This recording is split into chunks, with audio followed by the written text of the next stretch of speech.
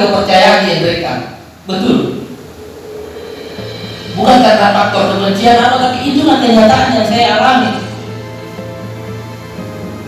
Pernah juga kami tawari bahwa DPR untuk melihat bukti kerusakan lingkungan, kenapa tidak turun? Nah, ada mungkin di sini komisi mengenai lingkungan, masa itu tidak difungsikan? Saya rasa tidak perlu ada pansus, ada tim, ada kan komisi mungkin di sini tadi Pak Pimpinan. Itu kan tidak difungsikan, pengawasannya di bawah. Kenapa tidak sekali-kali turun ke lapangan komisi ini? Karena saya bilang Pak, persoalan PTP ini buktinya atas saja di depan mata, mereka tidak akui itu kesalahan. Kuatnya intervensinya, ibarat bayangkan masih lingkungan hidup tadi seperti itu bayangnya. Saking kuatnya intervensi Pak. Jelas-jelas penanaman sawit sudah bukan di sempadan, sudah di bibir sungai, itu masih ada biasa di ini. Jangan kasihan biarkan kami masyarakat berjuang sendiri. Jangan kasihan kami terus yang melapor ke Jakarta, ke Gakum, ke KLHK, ke Kementerian Atr BPN. Karena selalu saya bilang Pak Pimpinan bahwa kekuatannya jauh lebih besar ketika wakil rakyat legislatif yang melaporkan ini persoalan. Laporan saya di Polda dilimpahkan ke Polres Rekap, itu terkait izin usaha perkebunan. Dan ini Pak, di Polres sendiri, mudah-mudahan ada Bapak kepolisian di sini mendengar bahwa ini padahal sudah jelas pidana, tapi ada intervensi kuat di sini. Sudah jelas-jelas pidana.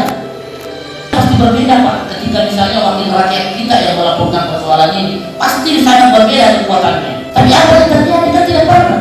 Sampai habis menyasar suara ini teriak-teriak. Setiap ada pertemuan di DPR ini selalu suarakan Pak Pimpinan bahwa itu dilaporkan misalnya di DPR. Surat persetujuan ini ditandatangani tanpa diinvestigasi oleh Dinas Lingkungan Hidup Kabupaten yang hanya membaca dokumen. Ternyata kenyataannya di lapangan berbeda. Mereka harusnya malu Pak dengan laporan kami itu. Mereka telah membuat persetujuan lingkungan. Persetujuan lingkungan ini dibuat ketika tidak ada lagi pelanggaran di dalamnya.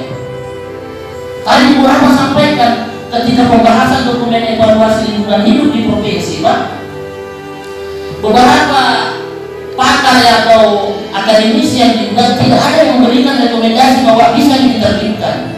Persoalan pertama yang mereka angkat itu persoalan pembebasan lahan. Mana HGU ini mana? Kok bisa tiba-tiba ada AMDAL? Aturannya AMDAL dulu baru HGU dulu baru AMDAL. Itu kan sudah hancur nih. Ibunya juga Pak, itu terbalik. Harusnya AMDAL dulu baru ibu, yang terjadi ibu dulu baru AMDAL. Jadi hampir semua mereka langgar Pak. Hampir mereka langgar semua ini.